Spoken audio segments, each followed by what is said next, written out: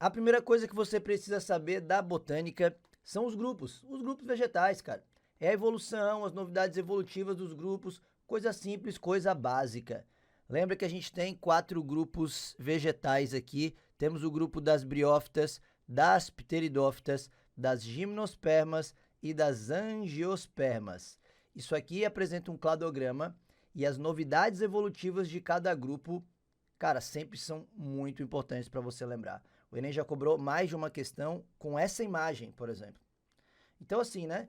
Eu vou passar rapidamente, claro, por cada grupo, mas antes vamos analisar esse cladograma. Primeiro você está vendo aqui, ó, que provavelmente, né, pelo menos pelo que o cladograma está mostrando, que algum grupo de alga verde, lembra aquelas clorófitas, seriam as ancestrais ali das plantas, né? As clorófitas, algas verdes, todas as algas, né, pertencem ao reino protista, mas elas são as algas mais aparentadas, mais próximas. Aqui seria o ancestral comum a todos os grupos de plantas, né? Seria o ancestral, o primeiro deles ali. O primeiro grupo é o das briófitas. As briófitas são, nós não vamos ver diversidade daqui a pouquinho, mas são as plantas mais simples, né? Os musgos são os principais representantes. Aí você está vendo aqui, ó, características. Elas não têm vasos condutores de seiva.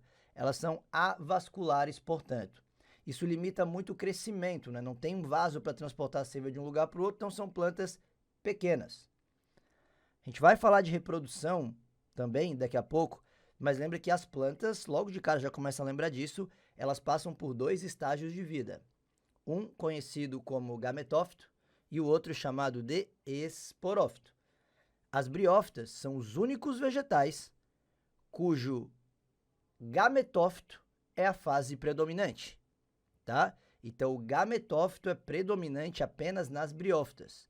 Então, isso que você está enxergando aqui, ó, essa parte verdinha aqui, ó, isso é o gametófito desse musgo.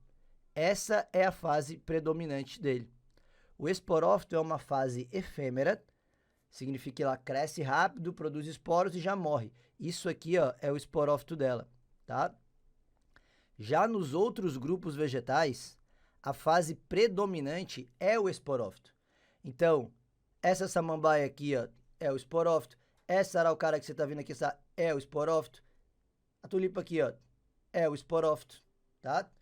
Beleza, então o esporófito é predominante em pteridófita, gimnospermia. Ah, Augusto, mas o que é o esporófito? O que é o gametófito? Calma, a gente vai falar isso nessa aula ainda, tá? E aí, quando a gente teve o surgimento das pteridófitas, elas vêm com novidades evolutivas, que sempre é importante você lembrar. Grande novidade, aparecem os vasos condutores de seiva. Fundamental isso, tá? Então, pteridófitas são plantas que possuem vasos condutores de seiva. Por isso, chamadas de plantas vasculares. Ó. Então, a gente pode agrupar pteridófitas, gimnosperma e angiosperma como plantas vasculares, também chamadas de traqueófitas, tá? Então, plantas vasculares ou traqueófitas. Maravilha! Uma outra novidade que pteridófitas têm é a presença de raiz, caule e folha, tá? Raiz, caule e folha. Esses órgãos verdadeiros, eles não eram encontrados nas briófitas. Eles tinham estruturas primitivas ainda, rizoide, cauloide, filóide. Raiz, caule e folha surge aqui nas pteridófitas. Agora, muito destaque para o próximo grupo. As gimnospermas, presta atenção no que eu vou te falar agora, as gimnospermas conquistaram definitivamente o ambiente terrestre. Conquistaram a independência da água para a reprodução, através do surgimento do pólen. E também a questão pode falar, como o Enem já cobrou, do tubo polínico. Quando eu falar de reprodução, eu vou citar isso aqui de novo, mas o surgimento do pólen e do tubo polínico trouxe a independência da água para a reprodução. Logo, isso foi importante para a conquista definitiva do ambiente terrestre. Então, o primeiro grupo vegetal que conquistou verdadeiramente o ambiente terrestre se espalhou foi o das gimnospermas, tá? Toma cuidado. Esperma significa semente. Então, nas gimnospermas surgem as sementes. Baita novidade evolutiva, a semente protege o embrião, facilita a sobrevivência, a dispersão, a germinação. Então, a semente é importante demais, tá? Só que a semente é nua. Isso significa gimnosperma. O que é a semente nua? Tem semente, mas não tem um fruto por fora recobrindo, protegendo ali, tá? Já nas angiospermas, as duas grandes novidades seriam os frutos e as flores. Falaremos um pouquinho mais de cada uma dessas estruturas daqui a pouco, tá? Mas beleza? Então isso aqui é um cladograma que está te mostrando a diversidade ali dos grupos vegetais e também as novidades evolutivas, e isso cai bastante nas provas, então, às vezes, só com essas informações você já mata as questões. É legal você conhecer quem são as briófitas, quem são as pteridófitas, saber um pouquinho da diversidade delas, mas isso que eu acabei de falar é o mais importante, sem dúvida alguma. As briófitas, portanto, o musgo é o principal representante, então se você tiver que lembrar de alguma, com certeza, em primeiro lugar, vai lembrar do musgo, mas também você tem as hepáticas e os antóceros. Então são 3 representantes aqui dentro do grupo das briófitas, todos com a mesma característica, tamanho reduzido, ausência de raiz, caule e folha, não tem vasos condutores de seiva e tudo mais, tá? O gametófito é o vegetal verde, duradouro, tudo aquilo que você está enxergando, o verdinho é gametófito. O esporófito é transitório, tá? Esporófito é transitório. Reprodução de planta pode aparecer no Enem, com certeza. Por isso que daqui a pouco eu vou falar da reprodução geral, mas eu vou focar na reprodução das angiospermas, que é a que cai realmente, tá? Mas daqui a pouco eu falo um pouco mais de reprodução. Mas então lembra, nas briófitas, que você tem aqui, ó, o gametófito é a fase predominante em relação ao esporófito. Tudo certo? Nas pteridófitas, é claro que as samambaias são as mais famosas, mais destaque, mas a gente tem outras plantas também. E eu daria um destaque em segundo lugar aqui para a avenca, tá? Samambaias, avenca, selaginela, chifre de veado, samambaia-açu, né? O xaxim, popular xaxim. Então existem algumas variedades, mas samambaia, se lembrar de samambaia, tá valendo. Lembra que nas pteridófitas a gente tem o surgimento dos vasos condutores de seiva e nós temos o surgimento de raiz, caule e folha. Aliás, está um destaque aqui, ó. Isso aqui é uma folha de samambaia, as raizinhas dela bem pequenininha, e esse rizoma aqui, ó, ele é um tipo de caule, tá? Subterrâneo ali e tudo mais. Beleza, maravilha. Isso que você está vendo aqui é um esporófito, portanto, o esporófito ele é predominante. O gametófito ele vai se desenvolver aqui dentro dessas estruturazinhas chamadas de soros, tá? Que você está vendo aqui, ó, soros. Mas reprodução a gente vai deixar para daqui a pouco. Então, por enquanto, só aquela diversidade dentro do grupo. E lembra que as pteridófitas desenvolveram vasos condutores de seiva. Gimnosperma já é um grupo bem mais interessante para você ficar atento para o seu Enem, tá? Lembra que surge o pólen, né? Surge o pólen. Primeiro, gimnosperma, ó, lembra que eu falei para vocês. Esperma significa semente. Gimno significa nu. Então, semente nua, tá? Semente nua. Então, tem semente, mas não tem um fruto.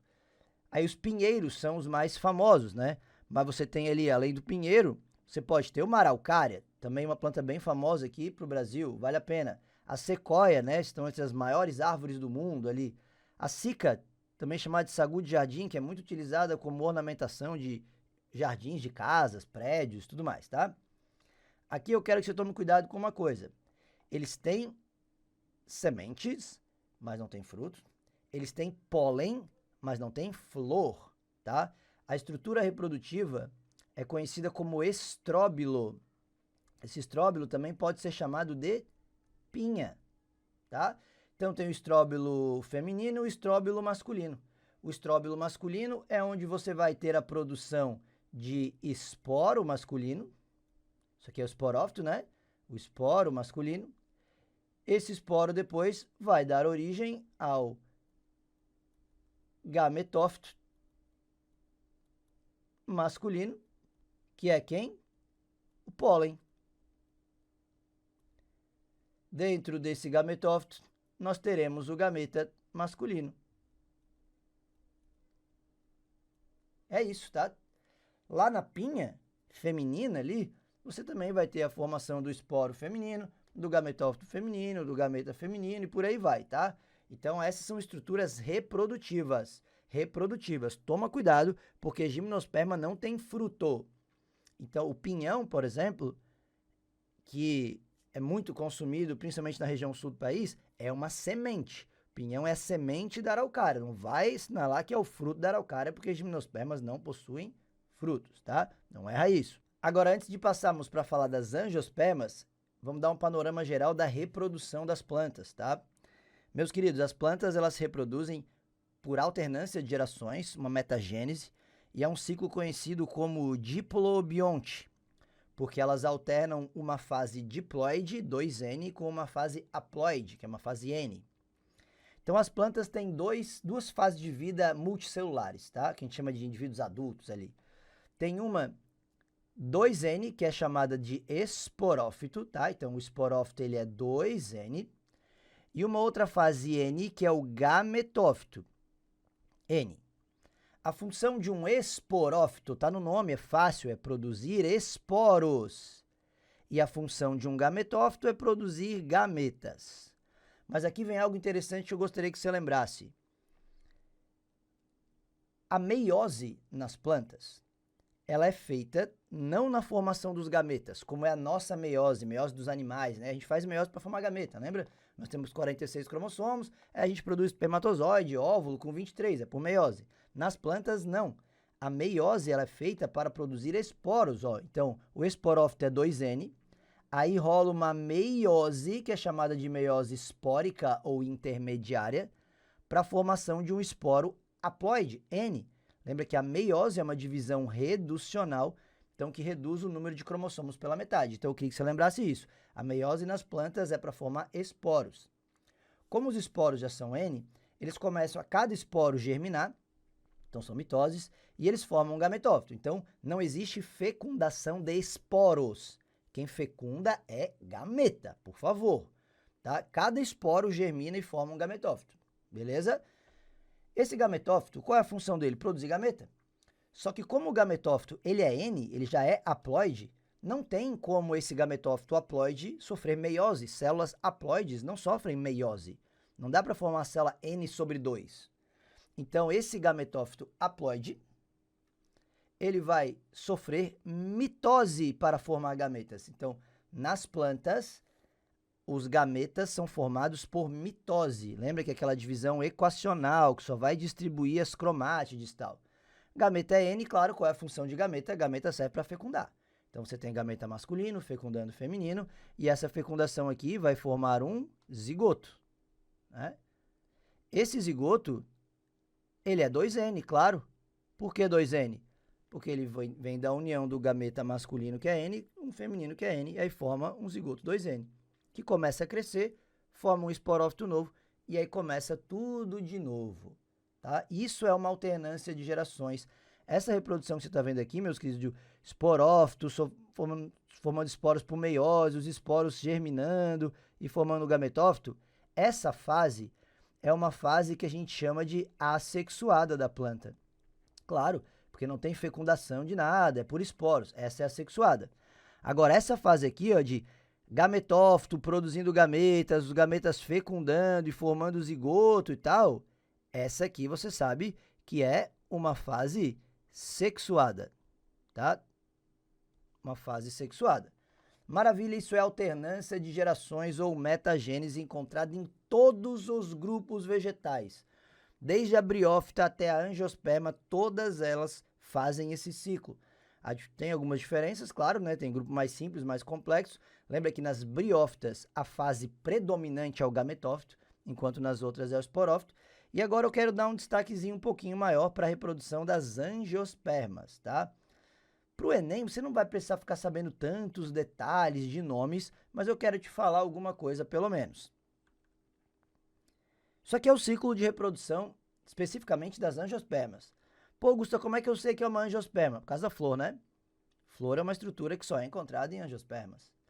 Aqui no caso, a gente está mostrando uma flor, que é uma flor hermafrodita. Significa que ela vai produzir tanto estruturas masculinas quanto femininas de reprodução.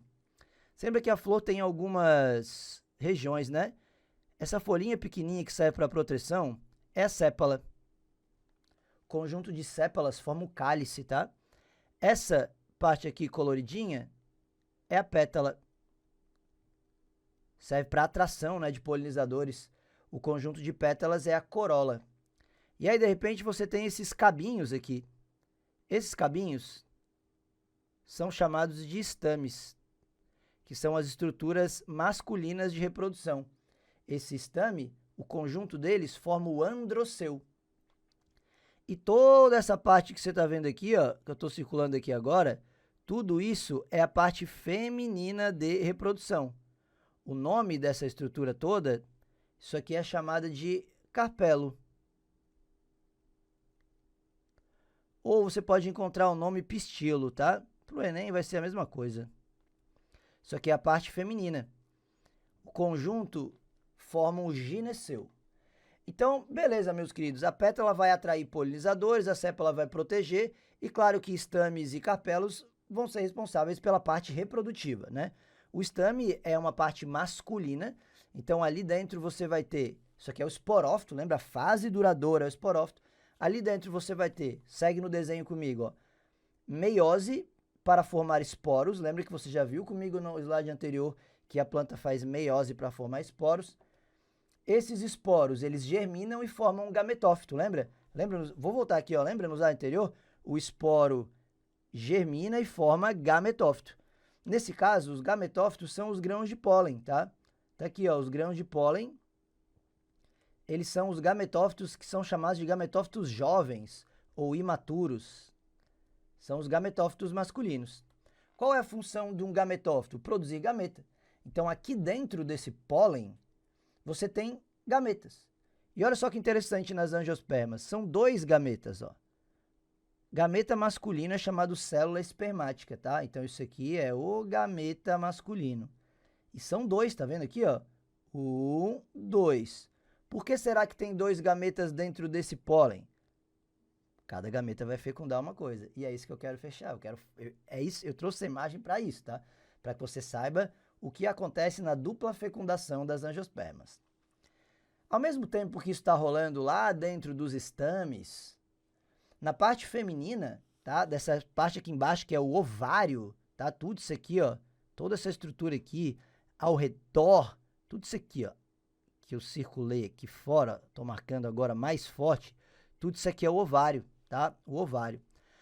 Essa parte aqui, que é o óvulo, ali dentro vai ter meiose para formar os esporos femininos, os esporos vão germinar, vão formar gametófito, que é essa estrutura que você está vendo aqui, ao redorzinho, é o gametófito feminino. Não precisa saber o nome desse gametófito para o Enem, tá? Mas o nome é saco embrionário.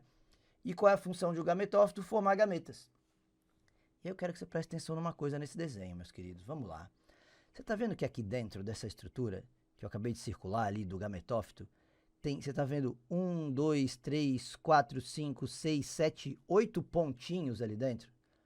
São 8 núcleos que existem ali dentro. Você tem que saber o nome de todos para o Enem? Nem a pau.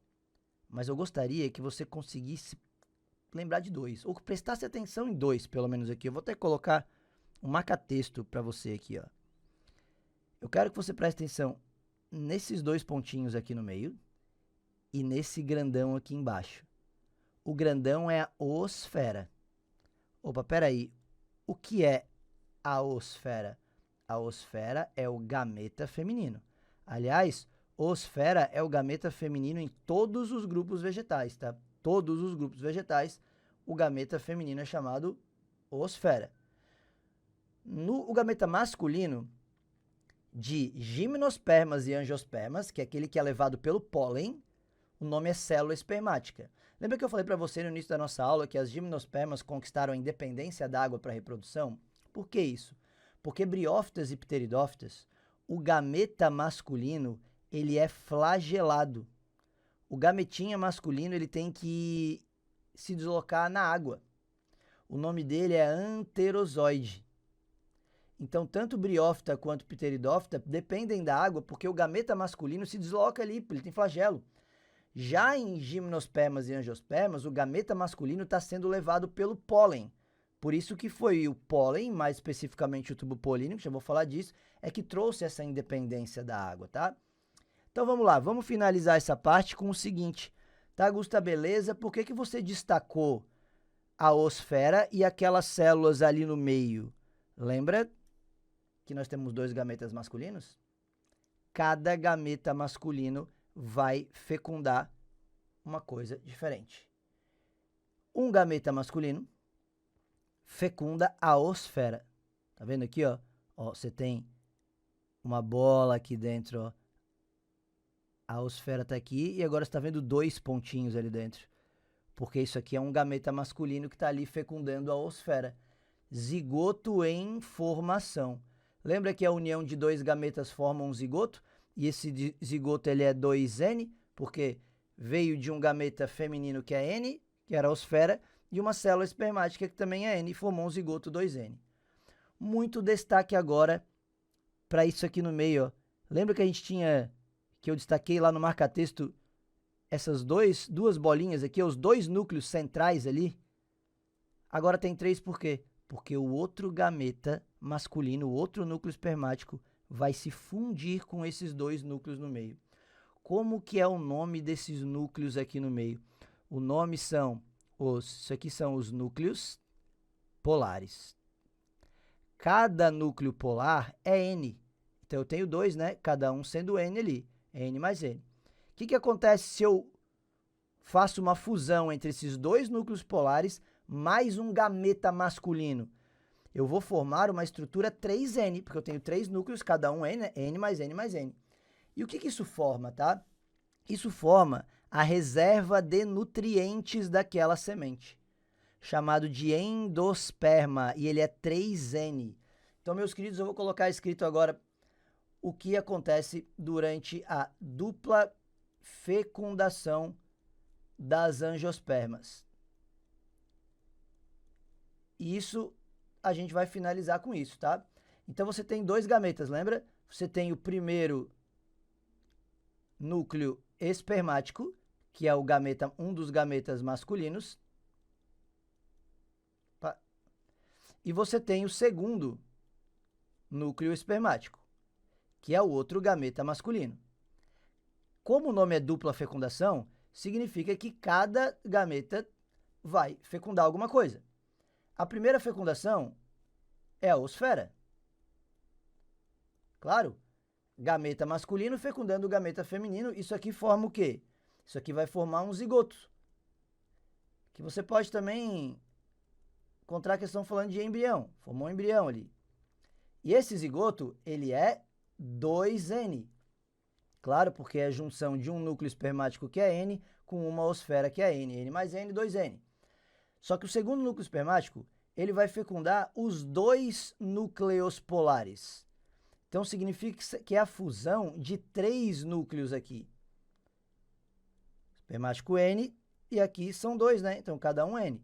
Por isso, a gente vai formar o tal endosperma, que é a reserva de nutrientes, e ele é 3N, é uma estrutura triploide. Cara, isso aqui tem questão que pergunta, então essa é a dupla fecundação. Lembra que a grande vantagem de uma angiosperma é que, como ela tem flor, esse transporte do grão de pólen pode ser feito por um animal. E aí a flor vai ser adaptada a isso. Isso é incrível, tá? Então tem flor que vai atrair inseto, tem flor que vai atrair aves, tem flor que vai atrair morcego, tem flor que sim é polinizada pelo vento. Então cada flor vai ter uma característica diferente de acordo com o seu polinizador.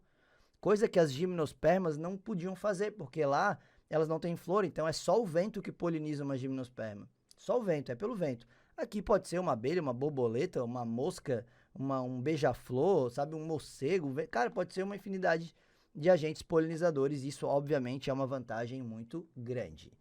Tranquilidade? Então, isso é reprodução de angiospermas.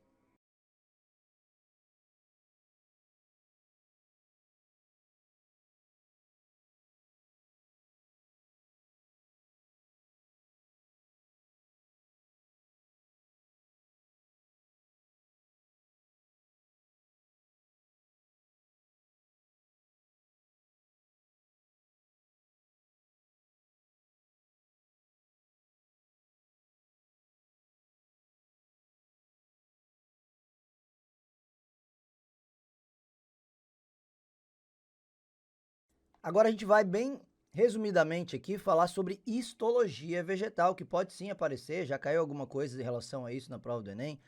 Então, cara, isso que tá aqui nesse primeiro slide já é bem importante para você, já faz sua anotação em cima disso, tá? Vai te ajudar bastante. Então a planta tem vários tecidos, assim como nós temos tecido epitelial, conjuntivo, muscular, nervoso, a planta também tem, tá? A planta tem tecidos embrionários, que são chamados de meristemas, tecidos meristemáticos ou embrionários. Qual é a característica dele aqui? Tem uma alta capacidade de divisão celular, né? E elas são células indiferenciadas. São aquelas tais células-tronco, né, que podem se transformar em outros tipos de células, tá? Existe um meristema que é chamado de primário e um meristema secundário. O meristema secundário, ele só é encontrado em gimnospermas e angiospermas. Especificamente num grupo de angiospermas chamadas de dicotiledôneas, que são aquelas que formam as árvores, tá?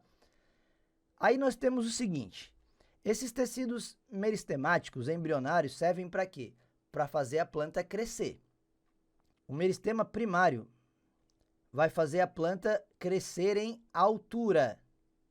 É um crescimento que é chamado de longitudinal. Tá? Então vai fazer o caule crescer para cima, a raiz crescer para baixo. Esse crescimento longitudinal em altura é conferido pelo meristema primário. Já o meristema secundário é um crescimento em largura, em espessura, tá? Vai crescer para os lados. Nem toda planta tem esse crescimento, então, para os lados, mas gimnospermas e as angiospermas dicotiledôneas têm, tá? Então, vamos lá. Tecido embrionário serve para fazer a planta crescer e também, como ele tem células-tronco, serve para originar tecidos adultos, tá? Essa é a função. Então, ele vai originar tecidos adultos. Maravilha? O que eu quero que você entenda aqui? Em relação ao meristema secundário, que é câmbio e felogênio, o felogênio origina o suber, que é um tecido adulto que eu já vou destacar daqui a pouco. E o câmbio vai originar xilema e floema. Caramba, suber, xilema, floema, que tecidos são esses? Esses são tecidos chamados de permanentes, diferenciados ou tecidos adultos, já que os meristemas eram tecidos embrionários, né? E aí você está vendo que eles estão separados ali por função. Existem o tecido de proteção e de revestimento, sustentação, condução e os parênquimas. O que eu quero de vocês aqui? Tecido de proteção e revestimento. Eles vão revestir a planta, com certeza, tá? A diferença, ó, tem epiderme e suber. Quero que você lembre que a epiderme é um tecido vivo, tá? Então, as células estão vivas. O revestimento delas é um pouquinho mais fino, você encontra isso aqui na folha, encontra em algumas regiões da raiz, você vai encontrar alguns caules mais flexíveis. Já o suber é encontrado na casca daquelas árvores, daquelas plantas com crescimento secundário. Então, as gimnospermas e as angiospermas dicotiledôneas, tá? Ele é um tecido morto. Aliás, já vou deixar com vocês aqui um macetezinho, que é o SEX. O que é isso? São os 3 tecidos vegetais formados por células mortas. Quais são eles? Suber, o esclerênquima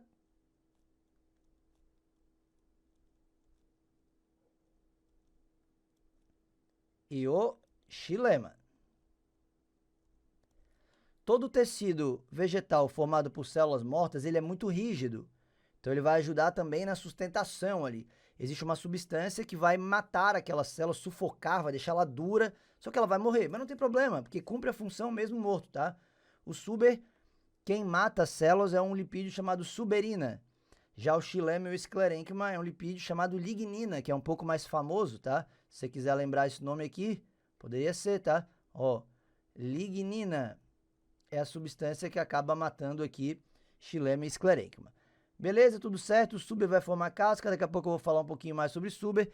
Tecidos de sustentação, colênquima e esclerênquima. O colênquima, então, você viu, é o tecido vivo. Esse tecido vivo aqui, ele é mais flexível. Resistente e flexível. Já o esclerênquima, ele é um tecido morto. Então, ele é muito mais rígido nessa sustentação. Xilema e floema são dois tecidos bem importantes. Bem. Eu quero que você lembre deles, tá? Floema, você sabe que é um tecido, então, vivo. E ele conduz a seiva chamada de seiva elaborada. O que é uma seiva elaborada? É uma seiva orgânica, é uma seiva formada por água, mais os produtos da fotossíntese, os açúcares ali que a fotossíntese produz. Isso é transportado pelos vasos do floema, das folhas, que é onde a fotossíntese acontece, né? Até o restante das plantas. Da planta ali, né? Caule, raiz, enfim. O xilema é formado por células mortas. O xilema é morto, tá? E o que esse xilema transporta é a seiva chamada de seiva bruta, que é a seiva formada por água mais os sais minerais, que a raiz absorve do solo, por isso ela é chamada seiva inorgânica. Então, ela vai da raiz até caule e folha, tá? Pelos vasos do xilema.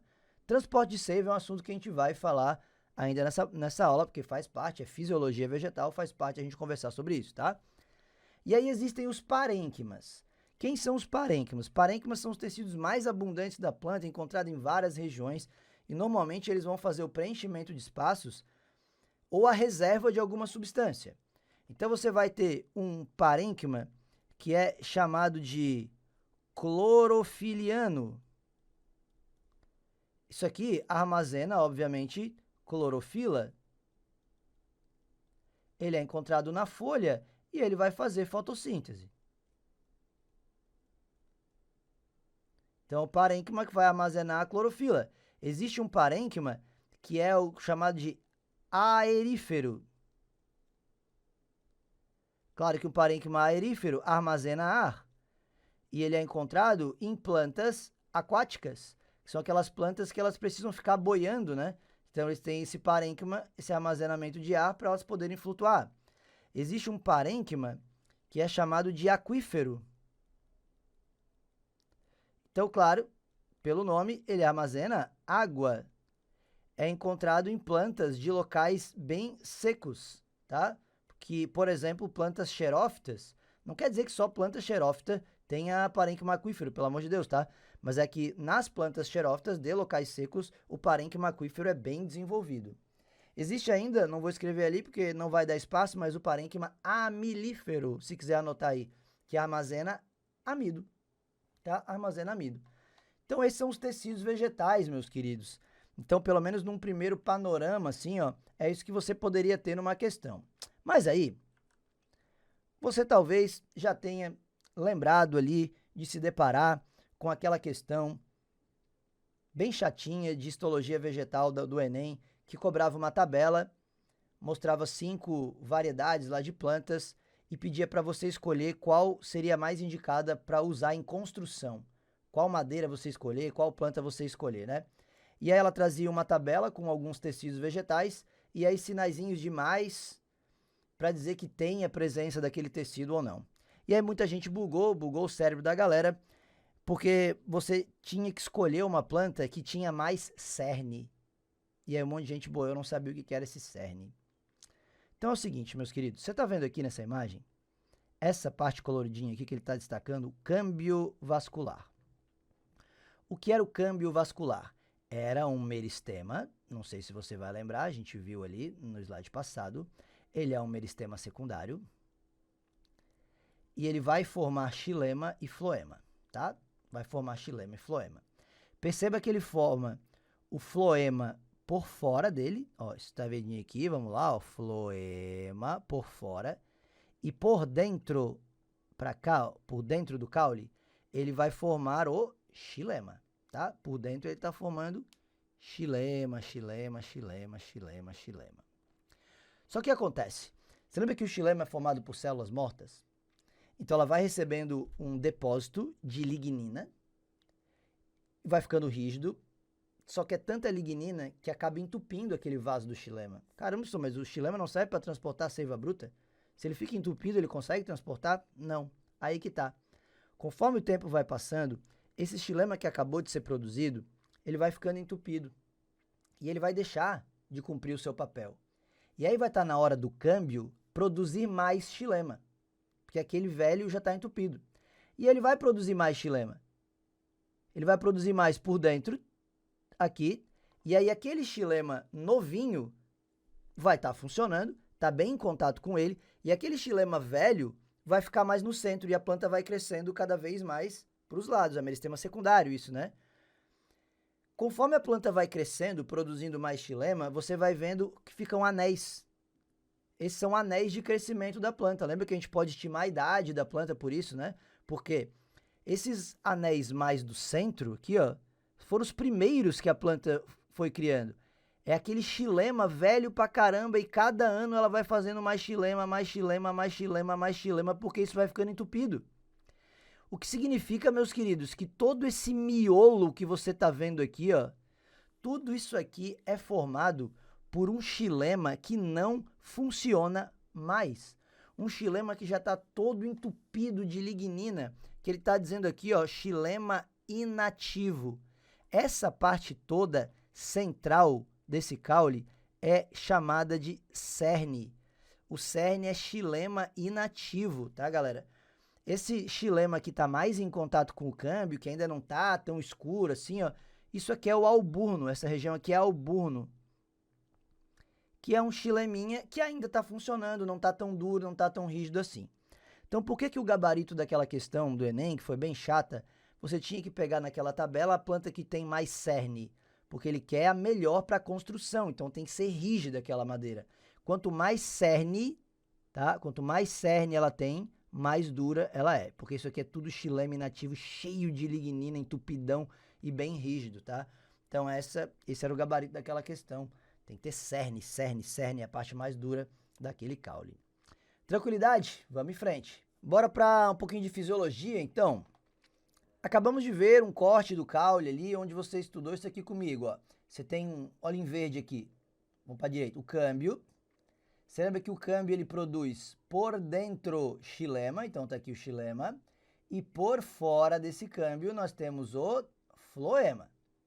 Tá lembrado da casca da árvore lá, que eu falei, é casca desse que tem crescimento secundário, era o suber, tecido morto e tudo mais, né? E algumas questões, elas vão te falar sobre um tal de anel de Malpighi. O que é um anel de Malpighi? É quando a gente faz a remoção de um anel ao redor do caule aqui, ó. Então, você vai remover a casca, que é o suber, só que no anel de Malpighi você remove o que tá logo abaixo da casca também. E o que está abaixo da casca, meus queridos, é o floema.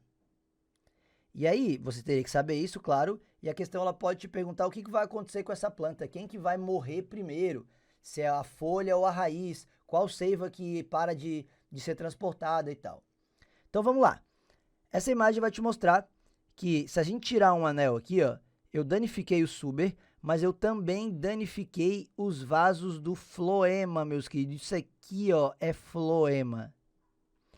O floema, a gente viu antes, ele transporta a seiva elaborada, que é aquela seiva, aquela água com açúcar, que é produzida pelas folhas e vai ter que descer para levar essa seiva lá para a raiz.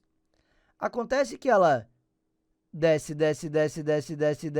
até aqui, só que nessa região você danificou, você tirou aquele anel e danificou os vasos do floema. Então essa seiva ela vai parar de escorrer. Ó, ela desce, parou de escorrer. O que vai acontecer? A folha vai fazer a fotossíntese, vai produzir ali a glicose, e na hora que essa glicose vai descer até chegar à raiz, ela não consegue chegar até a raiz, porque você danificou os vasos do floema. Então as raízes, elas deixam de receber açúcar. Toda célula viva ali, que precisa produzir energia na mitocôndria, vai precisar desse açúcar. Se não chegar o açúcar lá, o que vai acontecer? Morte das raízes. Então, a primeira coisa que morre é a raiz, porque ela deixa de receber a seiva elaborada. Você danificou os vasos do floema. Claro que quando a raiz morre, a planta inteira vai morrer, né? Porque ela vai deixar de absorver a água do solo e tal, e a planta toda vai acabar morrendo. Então, mas a primeira coisa que morre é a raiz. Morte das raízes e da árvore. Tá vendo que aqui tá mais gordinha essa região aqui, ó, mais cheinha? É porque acúmulo de seiva elaborada. Por que acúmulo? Porque você danificou, né? Então a seiva elaborada, ela vai... Deixa eu até apagar ali o que tá aqui, ó. A seiva elaborada vai descer, descer, descer. Aqui ela não passa, danificou. Então essa região começa a ficar cheia de seiva, um acúmulo de seiva aqui, porque não consegue mais passar para baixo, mais descer. E é isso que está mostrando aqui, ó, acúmulo de seiva elaborada. A raiz deixa de receber. Lembra que os vasos do xilema, por eles estarem mais internos, eles não são danificados por esse anel de Malpighi. Então a seiva bruta continua conseguindo subir, porque ela está mais interna ali. Então a folha continua recebendo água e sais. Só que quando ela faz a fotossíntese, o açúcar não consegue mais descer para a raiz. E aí a raiz morre, tá? Então isso é o anel de Malpighi, tá? Ou anel cortico-liberiano, porque você vai cortar a parte da casca, que seria o córtex ali, e vai cortar os vasos liberianos. O que são vasos liberianos? Vasos do floema, tá? Os vasos do floema são chamados de vasos liberianos. Pô, Gusta, e os vasos do xilema? Os vasos do xilema são chamados de vasos lenhosos, tá? Então, os vasos liberianos e os vasos lenhosos. No caso desse anel, você danifica os vasos liberianos do floema. Beleza?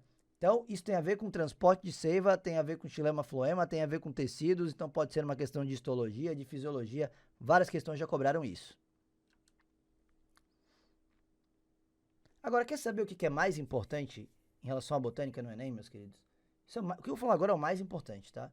Preciso muito que você se preocupe com isso, principalmente.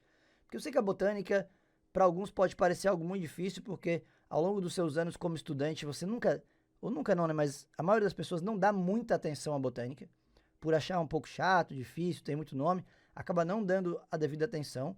E aí, claro que isso aí, a cada ano só piora daí, né? Porque daí, pô, nunca dei atenção para esse conteúdo e agora o vestibular começou a cobrar e eu não sei, e acho difícil e tal, então acaba virando uma bola de neve, né? Mas tudo bem. Tem um lado bom do Enem em relação a isso, é que o Enem, ele costuma, nos últimos anos acabaram caindo algumas questões mais específicas, ele costuma não ser tão específico assim na botânica. E o que ele mais gosta de cobrar tanto em plantas quanto com animais, né? A zoologia do Enem também não é muito pesada. Não é uma zoologia decoreba, assim, de vestibulares tradicionais, tem que saber todos os nomes. Não. A zoologia, ela também é muito mais as adaptações que os animais têm para viver num ambiente X, Y, Z, para conquistar o ambiente terrestre, para conseguir fazer tal coisa. São adaptações. O mesmo esquema para as plantas. A maior parte das questões de botânica do Enem cobram adaptações vegetais a determinados tipos de ambientes. E aí, claro, temos que falar dessa adaptação, que são as raízes respiratórias. Raízes respiratórias. Meus queridos, a raiz precisa de oxigênio, captar oxigênio do solo. Só que o solo do manguezal, ele é muito encharcado, ele não tem muito oxigênio. Então as raízes, elas acabam se projetando para fora para poder captar o oxigênio direto da atmosfera, através de especializações chamadas de pneumatóforos. Então, os pneumatóforos, isso aqui serve para trocas gasosas. Trocas gasosas, tá? Então, essa é uma adaptação de raízes de plantas de manguezal. Tá? Bem importante, porque o manguezal é um ambiente todo extremo, né? Muito sal. Aí a raiz tem que ter glândula de sal para eliminar o excesso. Essas raízes que elas se espalham bastante para os lados, assim, né? Porque como é lodo, é lama, se for uma raiz muito fina aqui, a planta pode tombar. Então ela se espalha ao máximo e essa raiz serve como suporte. Então você pode encontrar o termo para essas raízes de raiz escora, tá? Porque ela está escorando, está apoiando ali realmente aquelas plantas. Beleza? Maravilha. Então lembra da raiz respiratória, lembra dos pneumatóforos característicos de plantas de manguezal. Mas aí vem o que o Enem mais cobra de verdade, que são adaptações de plantas a lugares mais secos. Esse lugar mais seco pode ser tipo extremo, daí vai falar de planta xerófita, num deserto, numa caatinga, por exemplo, ou adaptações de planta do cerrado. O Enem é apaixonado pelo cerrado, tá? Então eu quero que você entenda, através das imagens, quais seriam as adaptações de plantas de cerrado. A primeira dela, a imagem de cima aqui, ó, na esquerda, você está vendo que o solo do cerrado, ele é rico em alumínio, é um solo com pH, às vezes precisa ser corrigido, então não é tão fácil para uma árvore crescer num solo como esse. E aí os caules acabam ficando meio tortos, tá vendo? Todo torto ali, aqueles galhos. Então eles vão chamar isso aqui de caules tortuosos. Então isso é característica ali de plantas do cerrado, caules tortuosos. Isso aqui embaixo você está vendo também bem importante. Cara, o cerrado é conhecido como a floresta invertida, ou a floresta de ponta cabeça. Como assim? Acima do nível do solo, as árvores não são muito altas, muito grandes. Mas abaixo do solo, as raízes são muito grandes. Então, as raízes são profundas, porque o lençol freático é bem profundo. Então, isso aí tem que chegar até o lençol freático. Baita adaptação de planta de cerrado. O que você está vendo aqui, meus queridos, isso aqui, ó, isso aqui é a casca, tá? Essa casca era suber. Nas plantas de cerrado, você tem um suber bastante espesso. Por que que o suber é espesso? Tanto para evitar a evaporação ali, quanto às vezes para proteger contra o fogo. Em alguns locais existe queima espontânea, apesar da maior parte das queimadas que acontecem no Brasil são provocadas, né, pelo ser humano. Existe às vezes queima espontânea, está muito quente, muito seco, e algumas plantas lá têm esse suber espesso para conseguir sobreviver a esse fogo, tá? Então essa é uma outra adaptação bem interessante. Tem mais adaptações que poderiam se encaixar ao cerrado, e aí também há plantas de lugares mais secos ainda, com certeza. Em cima, duas adaptações que poderiam ser associadas a plantas de cerrado, tá? Você tá vendo uma planta aqui, ó, uma folha, parece que tem vários pelinhos, né? Isso aqui são tricomas. Tricomas são esses pelinhos que podem servir para evitar a transpiração excessiva, a evaporação. Então, lá na folha existem estruturas que a gente vai falar daqui a pouco nessa aula, que são os estômatos, e ali ela perde vapor d'água. Esses pelinhos, eles podem acabar reduzindo a evaporação. Esse vapor d'água que sai, ele vai ser mantido ali, tá? Então, isso é uma economia de água que a planta pode ter. Aqui, ó, você tá vendo uma folha, parece que ela tá meio brilhando, né? Tá mais grossa, assim, ó. Sim, são folhas com uma cutícula espessa. Essa cutícula também serve para evitar a perda de água, a evaporação ali daquela folha, que a transpiração acontece na folha, né? Pelos estômatos ou pela cutícula.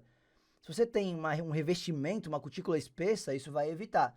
Essa folha pode ser chamada de folha coriácea, que é como se ela tivesse um couro mesmo grosso ali protegendo contra essa evaporação.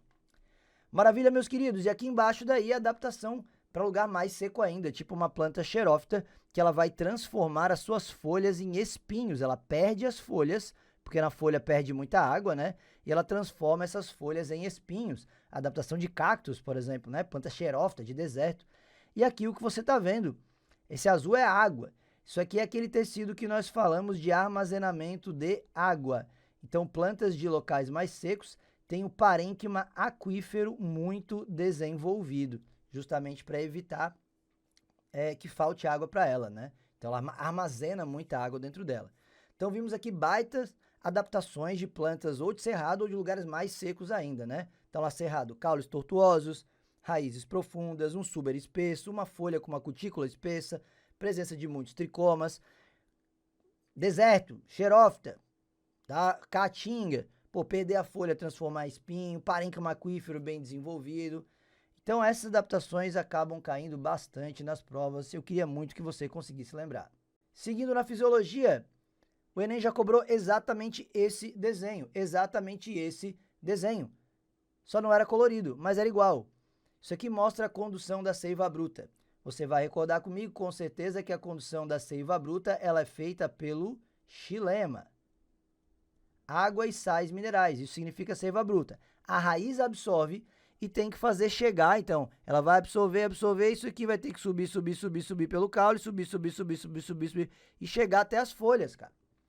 E o que essa imagem vai mostrar é o que faz essa água subir, né? Porque não existe uma bomba ali, um coração ali embaixo fazendo com que a água suba. Então existem diferentes fatores que fazem com que a seiva bruta consiga subir da raiz até as folhas, tá? Um desses fatores aqui é a pressão da raiz. Como assim a pressão da raiz? A raiz ela absorve água do solo o tempo inteiro por osmose. Então tem sempre água entrando por osmose lá na raiz. Caramba, Gusta, por que a água entra? Porque a raiz, lembra que osmose, a água vai do meio menos para o mais concentrado. Então a raiz ela se esforça para que ela sempre seja mais concentrada que o solo. Ela fica jogando sais para dentro dela, transporte ativo, então ela vai ser hipertônica. E aí a água começa a entrar. Você concorda comigo que se a água não para de entrar, a água que acabou de entrar empurra a água que tinha entrado antes? Então, quanto mais água entra, mais aquela outra água vai sendo empurrada. Essa é uma das forças para fazer a água subir, mas não é a mais importante. A outra, meus queridos, tem a ver com a característica da água mesmo, né? Que é a coesão e a adesão. Lembra que uma molécula de água, ela é unida a outra por ligações de hidrogênio. Isso forma uma coesão muito grande entre elas, e quando você desloca uma molécula de água, ela puxa outras juntas porque elas estão grudadas ali basicamente por ligações de hidrogênio. Então isso também ajuda a deslocar a seiva bruta, porque quando você desloca água, ela vai puxar as outras, então vai meio que uma puxando a outra e facilita também. Como se não bastasse essa coesão, que é entre uma molécula de água e outra, a água ainda ela vai aderir a outras superfícies.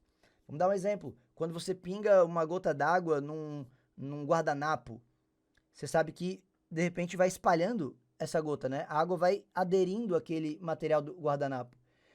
É o que a água faz, é o que a seiva faz nos vasos do xilema. Ela vai aderindo nos vasos do xilema, então ela adere. Por isso que você tem coesão e adesão, tá? Isso aqui tudo vai gerar uma coisa chamada de capilaridade. Capilaridade, meus queridos, é quando você...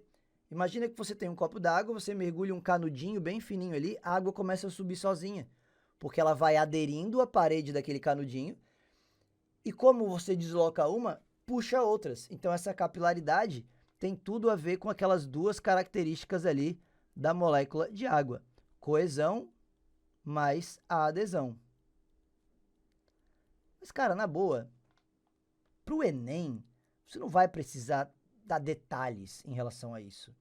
O que o Enem perguntou é qual é a principal força que promove a subida da seiva bruta. E aí eu queria que você lembrasse só disso. Se você conseguir lembrar só disso, de tudo que a gente falou aqui, ó, tá lindo, tá maravilhoso. Que é a transpiração. Já vou explicar, tá? Transpiração, que a gente vai chamar aqui de sucção da folha. Como assim, Gusto? Explica isso aí. Meus queridos, a folha, a planta, perde água por transpiração o tempo todo, tá? Tempo todo, as árvores elas perdem muita água, que é o que está mostrando nesse aumento aqui, ó. Você tá vendo o vermelhinho? O vermelhinho é o trajeto da água. Acompanha comigo aqui. Ah, absorveu na raiz do solo, aí veio, passou para o vaso do xilema, começou a subir. Aí sobe, xilema, veio lá para a folha, foi para as células e de repente você tá vendo aqui, ó, opa, indo embora. Água, ar, tá indo embora essa água. Por que a água tá indo embora? Porque a folha pede água para o meio ambiente por transpiração. A água evapora ali e vai embora. Quando a planta perde água, aquelas células da folha ficam muito concentradas, porque elas estão cheias de soluto e acabaram de perder o solvente. Aí ela vai puxar a água que está embaixo por osmose. A água vem para ela. Aí ela perde a água de novo, porque evapora. Aí ela fica mais concentrada. Então ela puxa mais água de baixo e perde mais, puxa mais e perde mais. Quanto mais água a folha perde, mais ela vai puxando água de baixo. Por isso que essa transpiração que está acontecendo nas folhas é a principal força que faz a seiva bruta chegar até a folha. Tá? É a sucção foliar, a transpiração, que foi isso que o Enem cobrou. Ele falou assim, mostrou essa imagem e falou, se batesse um vento forte e aquela copa da árvore crescesse voltada para baixo, ainda assim a seiva ia chegar até a folha. Por que que ia chegar? Porque, cara, mesmo com a copa voltada para baixo, as folhas continuariam perdendo água por transpiração. Então elas continuariam sugando água até elas. Por isso que a seiva bruta sempre o transporte é raiz, caule até folha. Raiz, caule até folha. Porque a folha sempre vai ficar puxando a água lá de cima. Tranquilo? Então isso é a condução da seiva bruta. Como o Enem já cobrou isso, eu fui obrigado a te passar essa imagem e explicar um pouquinho o que é. Mas lembra que a transpiração é. Por isso que as plantas de lugares muito secos, elas vão perder as folhas. Porque é pela folha que a planta perde a maior parte da água. Então, se você vive num lugar extremamente seco, não vale a pena manter as folhas. Aí tem a adaptação extrema, que é perder a folha para sempre e transformar em espinho, tipo cactus. Mas tem aquelas árvores que perdem as folhas só em alguma época do ano. Por quê? Porque durante aquela época do ano está muito seco.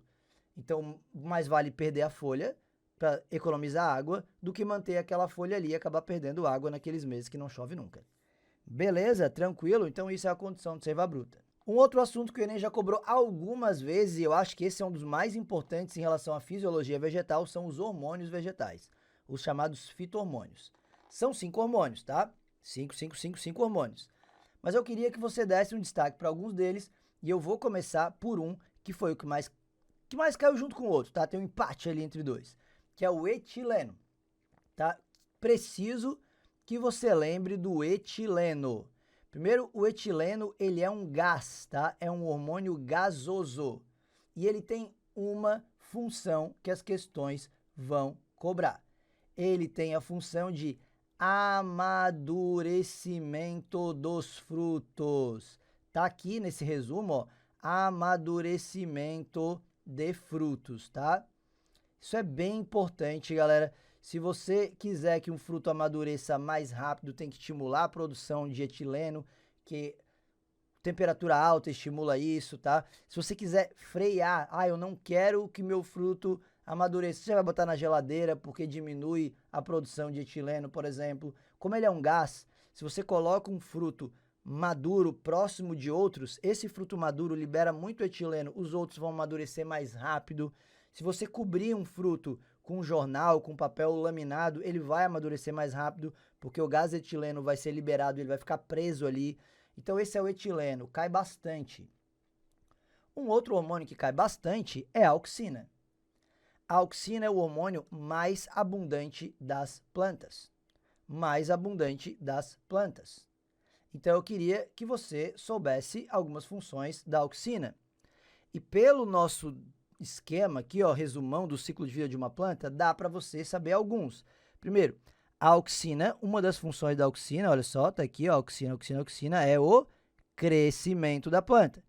Então, a auxina vai promover crescimento, tanto de caule quanto de raiz, tá? Crescimento.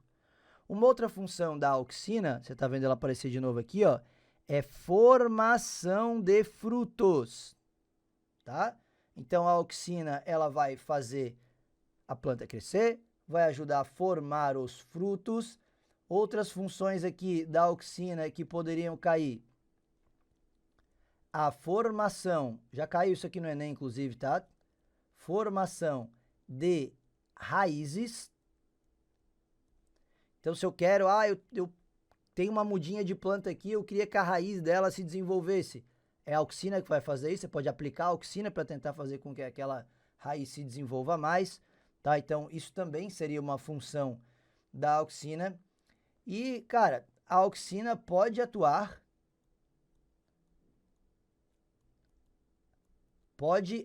como herbicida. O que é herbicida? Que mata a planta. Pô, peraí, Gusto, ela não é um hormônio bom para a planta? Crescimento, mais abundante? É. Mas existe uma auxina sintética que eles produzem em laboratório que tem o poder de eliminar algumas plantas, algumas ervas daninhas ali, tá? Então, isso é a auxina, ela pode atuar como um herbicida. É o hormônio mais abundante das plantas, é legal. Tem uma outra coisa que a auxina faz, mas eu vou deixar para daqui a pouco, porque tem uma outra imagem que eu te explico bem melhor aquilo, tá? Tá lá a auxina. Tá, Gustavo, você falou que eram 5 hormônios. Eu só tenho que saber 2? Cara, se você souber esses 2, já tá lindo, maravilhoso, porque são os que mais caem. Além da auxina e do etileno, nós temos a giberelina. A giberelina, eu vou destacar duas funções para ela. A giberelina também é um hormônio de crescimento. Então, você vai ver aqui, ó, a giberelina tá lá, ó. Também faz a planta crescer, as células alongarem. Mas eu vou dar um destaque para duas funções da giberelina, porque são funções exclusivas dela, tá? Então, eu vou te dar a função da floração. O que que é floração? Formação de flores. E também a função aqui embaixo de germinação da semente. É a giberelina que vai promover a germinação. Então, aquela semente que estava dormente, o ambiente não estava legal, na hora que ele estiver legal, é ela que estimula, tá, a germinação dessa semente.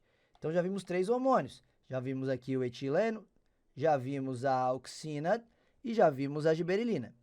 Agora, um outro hormônio é a citocinina. Não cai tanto a citocinina, mas eu vou destacar uma função aqui para vocês. A citocinina é responsável pelo crescimento. Pô, Augusta, mas tem 3 hormônios que são responsáveis pelo crescimento? Sim, tem 3 hormônios. A giberelina, a auxina e a citocinina. Qual é a diferença? Giberelina e auxina, eles fazem a planta crescer porque a célula alonga. É por alongamento da célula. Já a citocinina faz a planta crescer por multiplicação celular. Então, a célula vai se dividir, aumenta o número de células. E não é que ela fica mais longa, vai aumentar. Isso aqui é muito importante. Multiplicação não, né, galera? Multiplicação tá de sacanagem, né?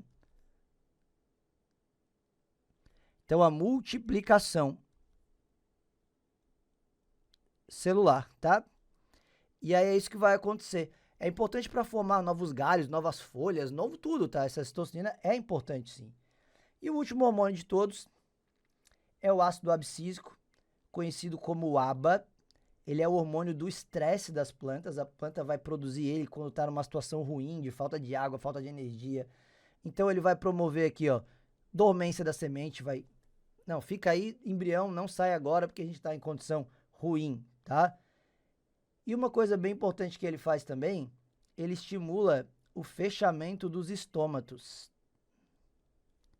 Fechamento. Estômato é uma estrutura que a gente vai falar ainda nessa aula, mas ele é muito importante para as plantas, porque esse estômato ele faz troca gasosa, a planta precisa dele para fazer fotossíntese, mas é pelo estômato que a planta perde muita água. Então, quando a situação exige economia de água, esse ácido abscísico, que é o ABA, ele vai promover o fechamento dos estômatos. Então, esses são os hormônios vegetais que poderiam aparecer nas suas questões. Lembra que eu falei que a gente ia ver mais uma função da auxina? Tá aí, os tropismos. Fototropismo, geotropismo.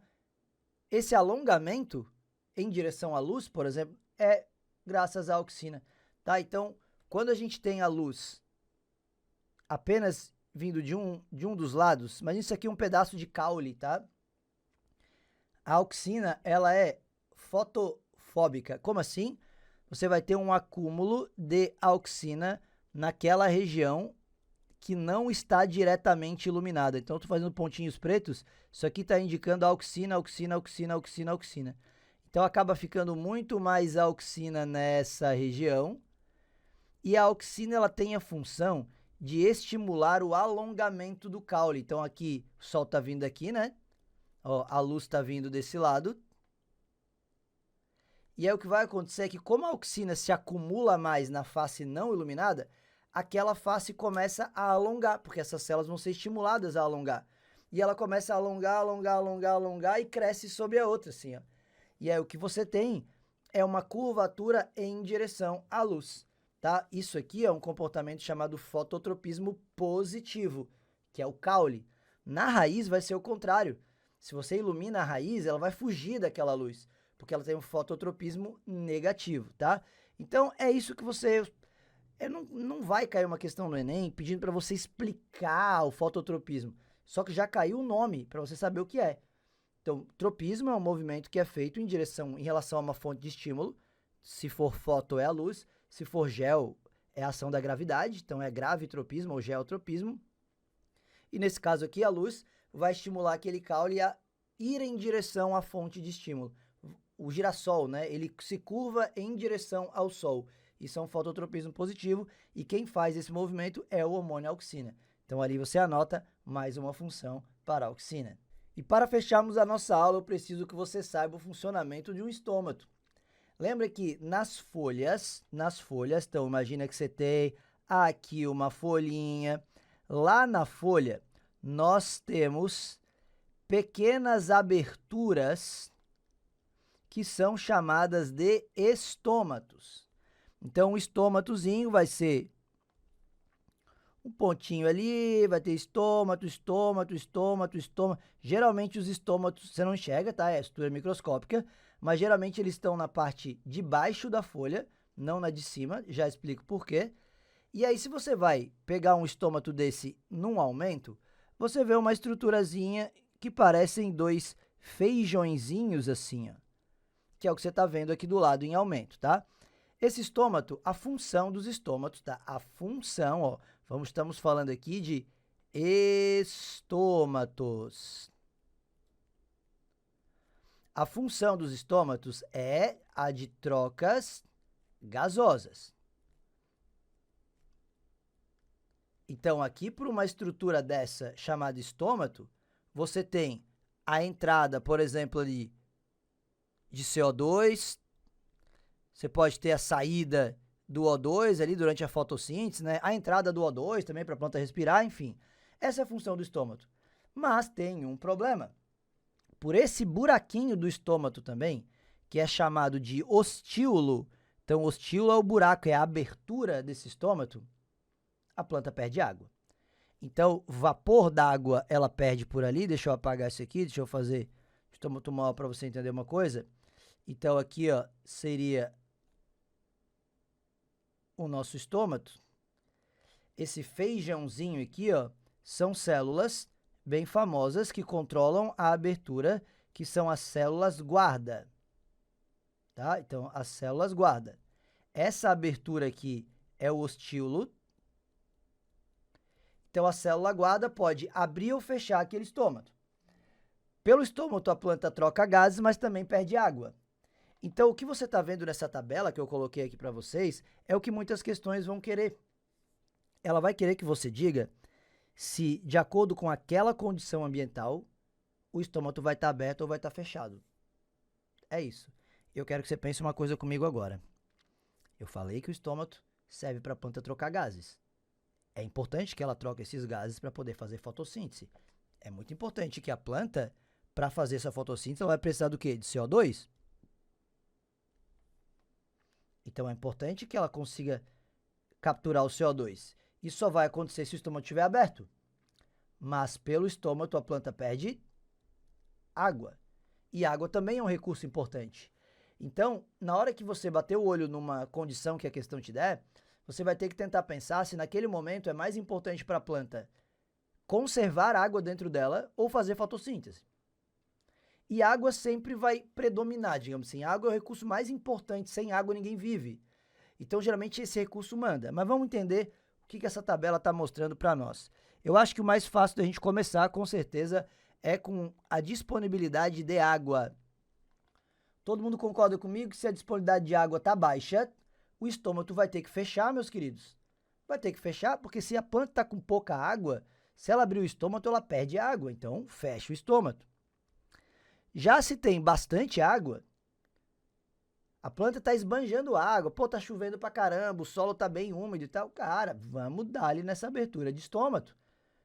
Porque daí, dane-se a perda de água, eu quero deixar aberto para fazer fotossíntese.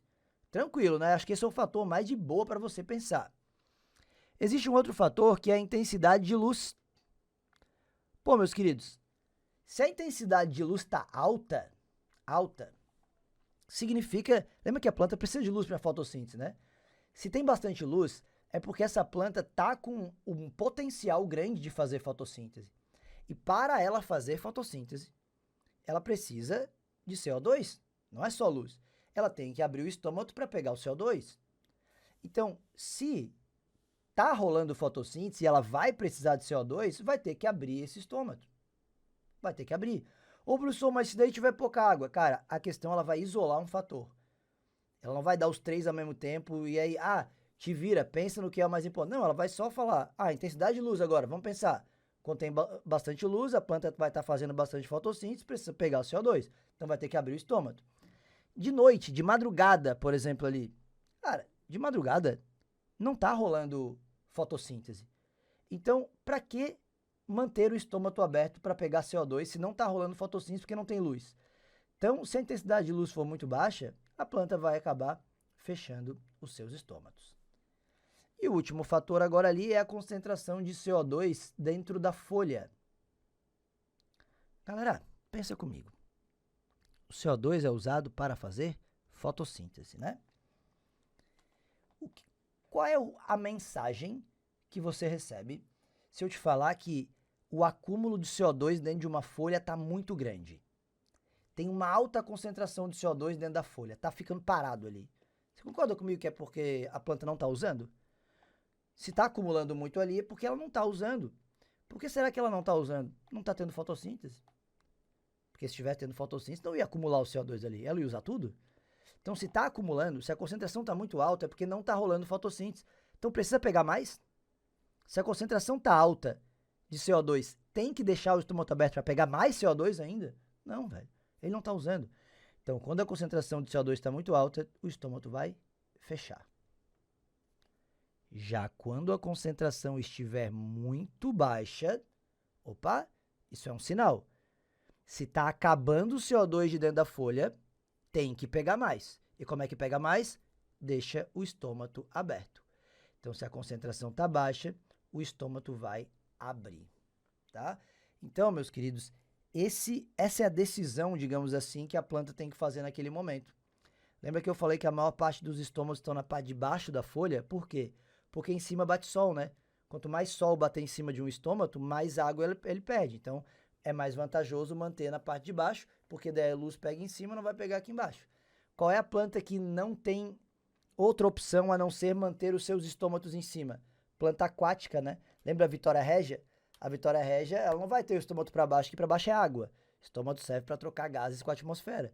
Então a Vitória Régia tem que manter o estômato dela em cima. Não tem muito que ela possa fazer.